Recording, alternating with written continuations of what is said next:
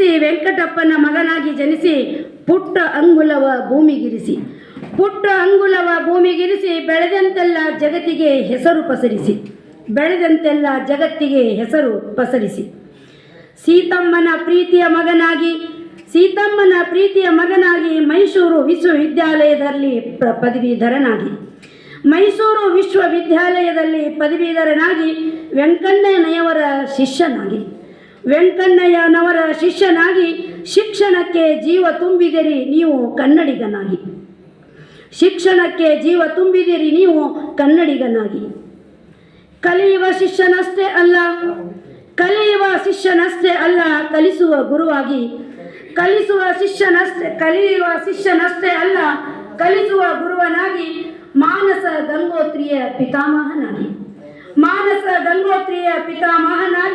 ವಿದ್ಯಾಲಯದಲ್ಲಿ ಮೂರು ಅಂಗ ಮಾಡಿ ರೂಪುಗೊಂಡಿತು ಕನ್ನಡ ಪುಸ್ತಕದ ಮಹಡಿ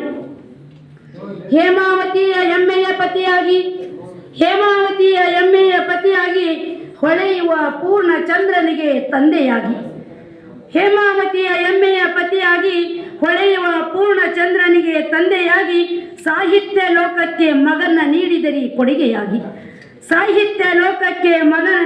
ಕೊಡುಗೆಯಾಗಿ ಎತ್ತ ನೋಡಿದರೂ ತಮ್ಮ ಕನ್ನಡದ ಕೊಡುಗೆ ಹರಿಯುತ್ತಿದೆ ಕೋಡಿಯಾಗಿ ಏನೆಂದು ಬಣ್ಣಿಸಲಿ ನಿಮ್ಮನ್ನ ನನ್ನ ದರ್ಶನಕ್ಕೆ ದೊರೆಯದ ವಿಶ್ವಮಾನವನನ್ನ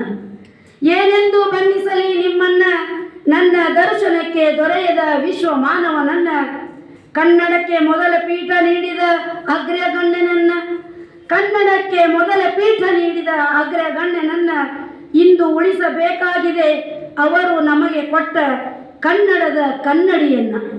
ಇಂದು ಉಳಿಸಬೇಕಾಗಿದೆ ಅವರು ನಮಗೆ ಕೊಟ್ಟ ಕನ್ನಡದ ಕನ್ನಡಿಯನ್ನ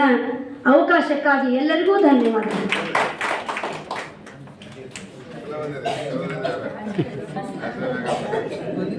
ಶ್ರೀಮತಿ ಆಶಾ ಬೇಗಂ ಮುನ್ನೋಳಿ ಅವರಿಗೆ